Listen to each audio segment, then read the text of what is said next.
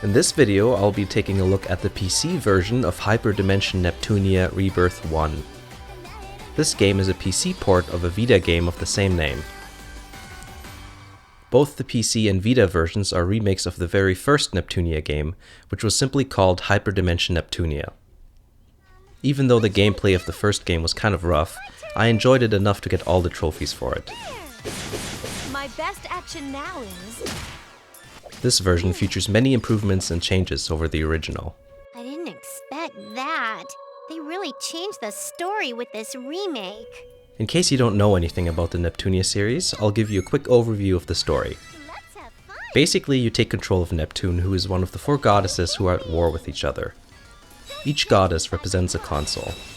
Neptune is based on a never-released Sega console called, predictably, Neptune. Noir represents the PlayStation 3, Vert the Xbox 360, and Blanc the Wii. We have some visitors here who would like to meet you. Additionally, each goddess can transform into HDD mode. May your power arise.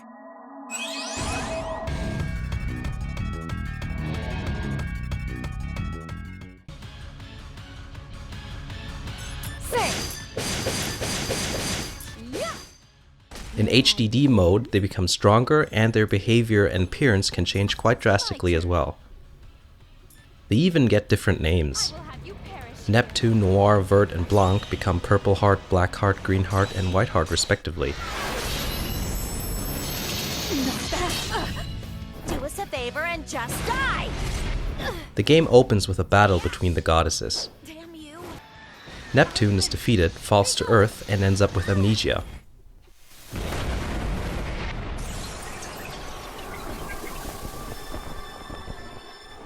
The game then follows her journey from that point on. The gameplay is solid, especially compared to the original game. There are lots of cutscenes which follow a visual novel style layout. Anything else? Nothing. That was pretty much all that the documents had in them. Nothing too original in the battle side of things. You either try to get to a certain location in the dungeon, kill specific monsters, or gather items that drop from defeated monsters. Battle is initiated if you come in contact with any of the monsters. You can get an advantage if you strike first. You get a disadvantage if they come up from behind you though.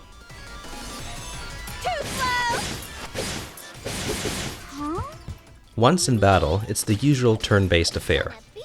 You can see which character's turn is next on this top bit. Each character can move within a specified radius, and the area of attack is represented by the box. You can also use special attacks. Pretty standard stuff, but still fun. The reason to get this game isn't the gameplay anyway, it's the silly story and characters, as well as the numerous video game references.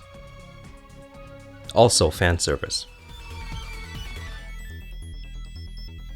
Oh, you know fan service. Well, time to get a bit more serious now. There are various endings you can get as well.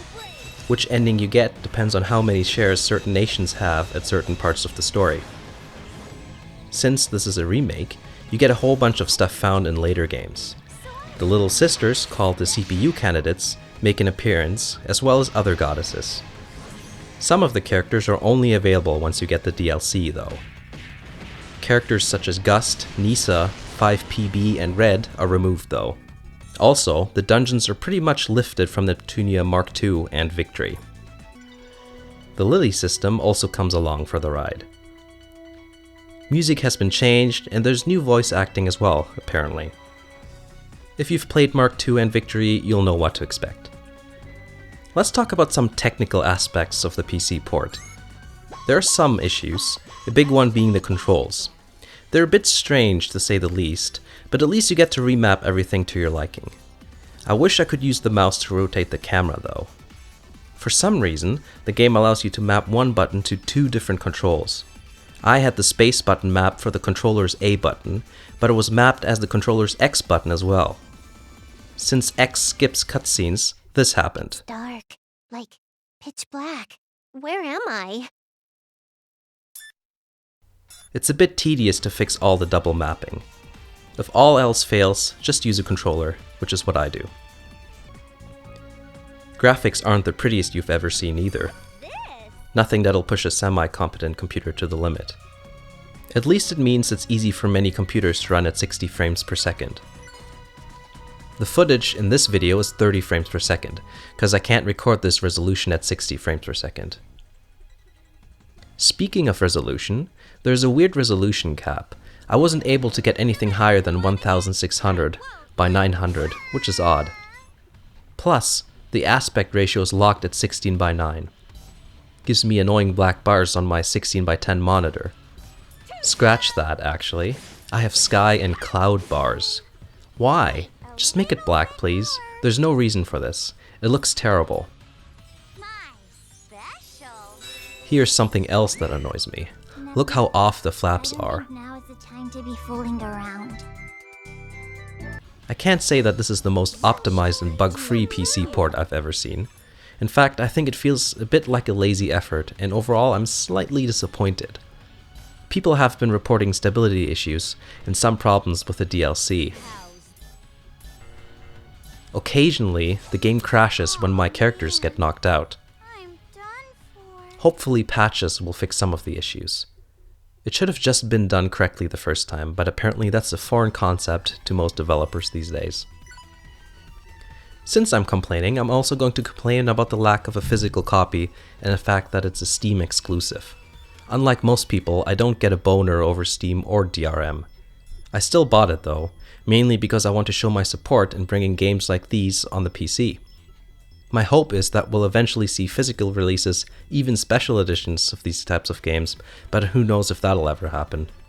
Especially because us PC gamers usually get the short end of the stick for that kind of thing. If physical copies do get released, they're usually so terribly flimsy and flaccid that it can't even be called a solid anymore. It's more like plasma. Also, DRM is literally the devil. Anyway, that's a whole nother topic of conversation. Let's get back to the game though. Overall, I'm having a good time with it. I think it's pretty humorous. It's not really highbrow comedy by any stretch of the imagination, but the combination of humor, fan service, and just the fact that the characters are moe anthropomorphic versions of consoles is enough to make it a lighthearted and enjoyable experience for people who like that sort of thing. Plus, it's not exactly expensive. When I bought it, it was 50% off, so that was a good deal. It doesn't require much financial sacrifice, so it's easy to try and pick up. Thanks for watching the video. A like or a comment would be greatly appreciated. If you know someone who would enjoy my videos, please do share this video on your preferred social network. You can also subscribe to my channel if you want to see what else I'm going to be up to in the future. Until next time, take care.